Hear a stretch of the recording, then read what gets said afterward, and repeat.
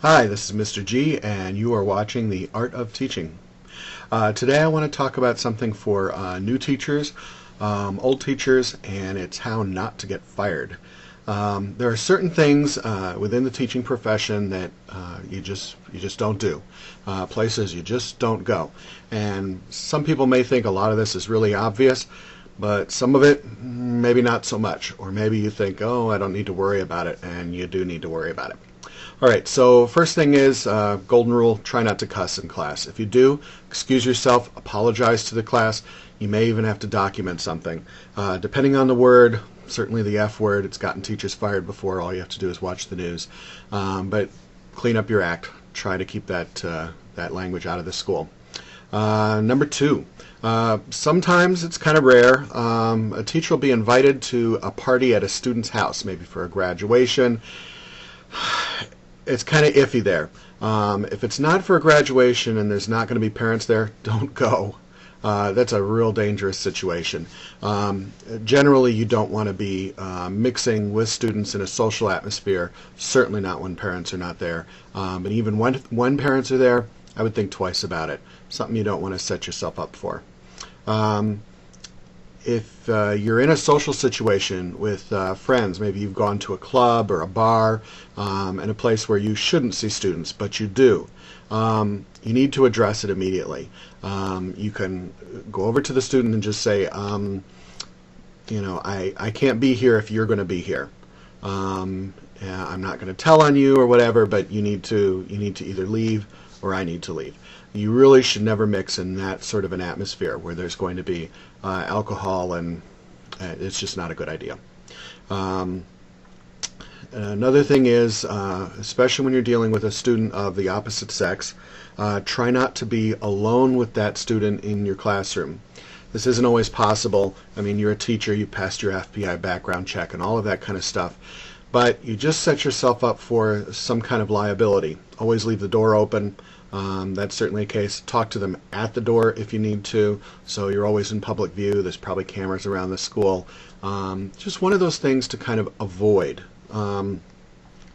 Also, if you have to address a female student about their dress and they're breaking the dress code, if you're a guy speaking to a female, I would suggest contacting a female teacher to ask them to address it, or contact the office.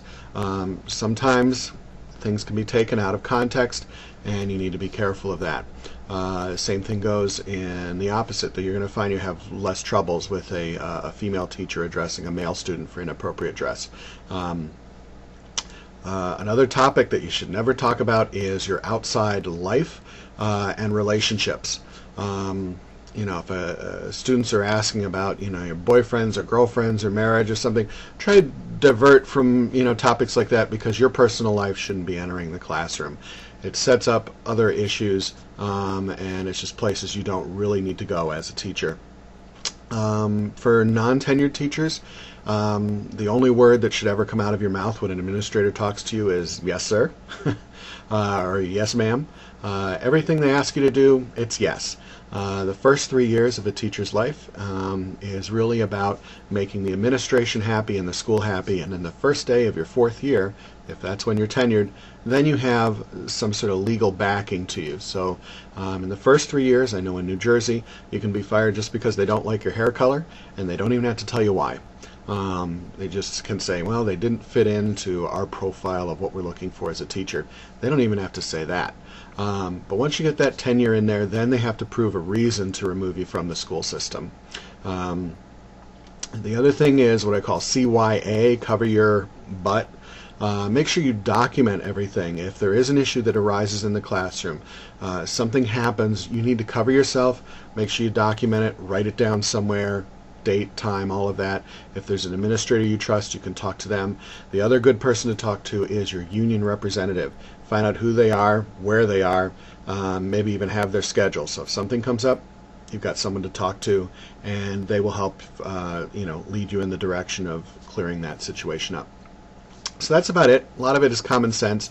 Mainly it's just making sure that you as a teacher are remaining a teacher, and them as a student is remaining a student, and you don't really want to cross too much. It's important to get to know your students, but not too much. All right, thank you very much. And if you find this information helpful, please give me some stars, maybe even subscribe. If you think someone else could use this information, you go ahead and pass on a link. Thank you.